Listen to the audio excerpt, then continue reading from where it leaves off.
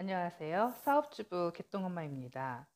불완전 고용의 시대, 전 세계가 무한 경쟁하는 시대. 그러면 이런 사업의 변화를 우리의 삶에는 어떻게 적용시킬 수 있는가? 우리에겐 사실 내가 할 수 있는 일은 무엇인가가 더 중요합니다. 우리는 나이키, 신세계 같은 글로벌 기업도 대기업도 아닙니다. 제품도 없고 플랫폼도 없죠. 장수남 씨는 국수를 뽑는 기술, 국수라는 제품이 있었습니다. 우리도 그럼 장수남 씨처럼 우리가 생산하고 그것을 다른 사람이 소비할 수 있는 것을 만들면 어떨까요? 생산자와 소비자. 이제 소비자에서 생산자로 다시 태어나는 것입니다. 그러면 무엇을 생산할까요? 소비가 가능한 제품에는 어떤 것들이 있는지 우리 주변을 살펴볼까요? 저는 소비가 가능한 제품을 만질 수 있는 것과 만질 수 없는 것으로 나눕니다. 대부분 손으로 만질 수 있는 것들은 우리 기본 생활에 관련된 것입니다. 먹고, 자고, 입는 것들이죠. 이렇게 손으로 만질 수 있는 것은 정통 제조업과 유통업이 연결되어 지금 우리 손에 있는 것입니다. 만들 공장도 만들 기계와 설비도 그것을 우리가 있는 곳까지 이동시켜줄 물류까지 완벽하게 이루어져 우리 손에 있는 것입니다. 이런 제품을 생산하려고 제조 공장을 시작하려면 비용이 장난이 아니겠지요. 당장 가산 디지털 단지의 아파트형 공장 30평짜리를 임대해서 유기농 순면으로 만든 아기용 턱바지를 생산한다 생각해 봅시다. 최초 판매 가능한 양산품이 2개월 후에 출시된다고 하더라도 물론 그럴 리 없습니다만 아무튼 된다 치고 임대료만 보증금 1,200만 원에 월세 120만 원 그리고 급여를 200만 원으로 직원을 2명 고용합니다. 여기에 내 급여는 넣지도 않습니다. 4대 보험 기업 부담금에 퇴직금 적립, 운영비, 식대 등 최초 제품 생산 전까지 들어가는 순수 운영 비용을 계산해 보면 대략 2개월에 1,440만 원입니다. 부가세까지 합하면 1,500만 원가량이네요. 이 돈은 생산 공장을 차려놓고 숨만 쉬어도 나가는 비용입니다. 당장 운영비와 설비, 자재 구입을 위한 비용을 투자해서 생산 공장을 차리는 것은 여간 위험한 일이 아닙니다. 그러면 생산자로서의 삶을 포기해야 할까요?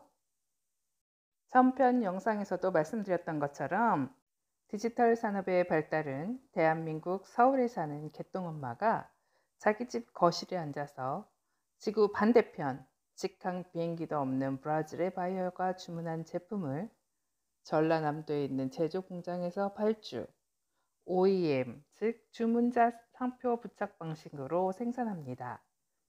그 제품은 전문 포워드 업체가 제품을 픽업해서 항공 혹은 선박으로 선적합니다. 제품은 브라질로 하루 만에 날아갑니다. 제가 할 일은 주문을 받는 일, 주문에 맞는 견적을 내는 일, 주문 입금을 받는 일, 공장에 물건을 발주하는 일, 출고되는 물건을 포워더에 연결하는 일, 통관을 위한 서류를 제공하는 일 등입니다. 물론 이 일이 되기 위해서는 그 전에 선행되어야 할 조건들이 있습니다. 첫 번째, 경쟁력 있는 제품을 발굴해야 합니다.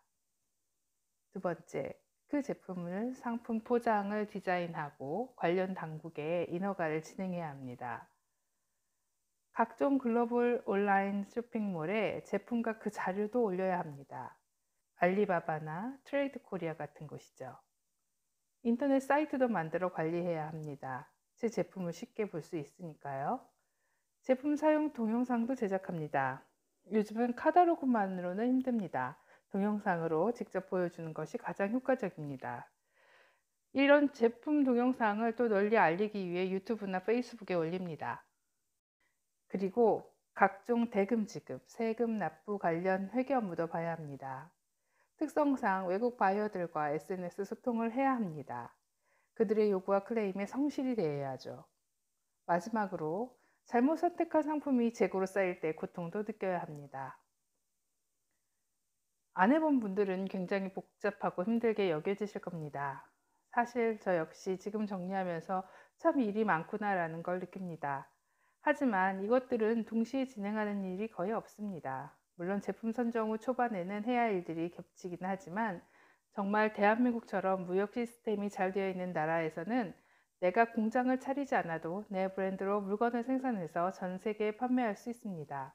물론 생산 공장에서 직접 판매하는 것보다는 이익이 줄어들지만 브랜드를 살려놓는 마케팅을 지속적으로 펼친다면 나는 기존 생산 공장과의 계약 조건이 안 맞거나 계약 이익을 성실히 하지 않아 더 이상 거래를 할 수 없을 때도 큰 걱정이 없습니다.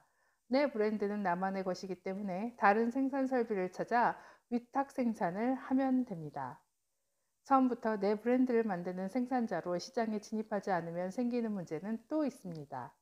생산 공장의 브랜드를 그대로 떼다 파는 경우는 나 말고 다른 판매처들과 가격 경쟁에 시달려야 합니다. 한마디로 최저가 비교에 죽어나는 것이지요. 그래서 어렵더라도 온라인 쇼핑몰에 물건을 입점시키시려면 반드시 자신의 브랜드로 시작하시란 조언을 드립니다. 이것이 상대적으로 돈을 적게 투자하면서, 즉, 리스크를 최소화하면서 제품 생산자가 되는 방법이라고 생각합니다.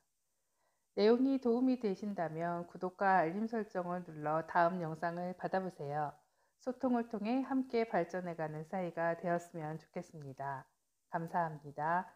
사업주부 개똥엄마였습니다.